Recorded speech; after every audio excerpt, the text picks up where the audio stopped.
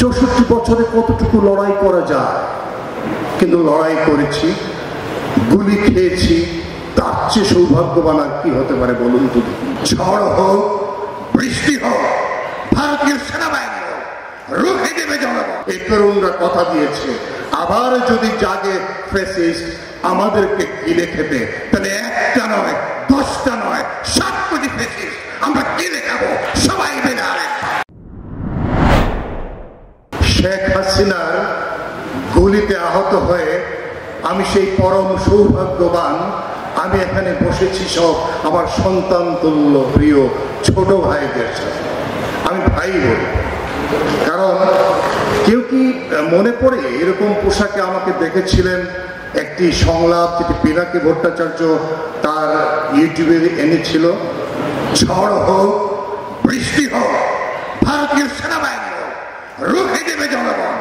সেই বক্তব্যটি আমি দিয়েছিলাম মিছিল থেকে জুলাই। আমার অনুভূতি ব্যক্ত করার কথা বলা হয়েছে যে আমি কেন প্রাণিত হলাম এই জুলাই আগস্টের আন্দোলনে নিজেকে সম্পৃক্ত করতে। এখানে বসে আছেন ডক্টর আলী রিয়াজ, আমি আপনাকে ভীষণ সম্মান করি, শ্রদ্ধা করি। আপনার প্রতিটি কার্যকর্ম যেগুলো আমি দেখেছি, আর আমি প্রাণিত হতাম আপনারই আরেকজন প্রিয় মানুষ doctor Riaz, the one man army of Bangladesh, Mushfiqul Fazal Ansarey. যখন তিনি ইউএন প্রশ্ন উত্তরে যখন বলতেন স্টেট ডিপার্টমেন্টে, বা স্টিফেন ডুজারিক যখন বলতেন ইয়েস মুশফিক, এই যে মুশফিক শব্দটি, সেটি আমাকে ভীষণ অনুপ্রাণিত করত। তখন ভাবতাম যে আমরাই তো লড়তে হবে।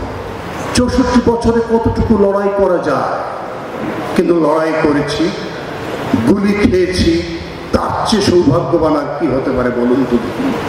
কিন্তু এখানে এসে আমি কিন্তু বিগত 2 মাসে অনেকটা হতাশার পর্যায়ে চলে গিয়েছিলাম যে ফ্যাসিস্টকে বিদায় করলাম, কিন্তু এখনো দেখি ফ্যাসিস্টের দোসররা এখানেও থাকে, সেখানেও থাকে, সিলেটেও আছে, মঞ্চও কাঁপায়।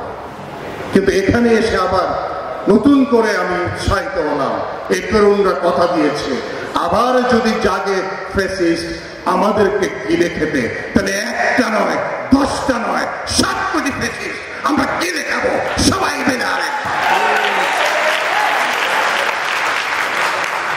কথা বলতে মন চাইছে অনেক, কিন্তু কথা শুনতে মন চাইছে তার চেয়ে বেশি। ডক্টর রিয়াজ, আপনাকে শোনার জন্য আমি এখন মাইক্রোফোন ছেড়ে দিচ্ছি।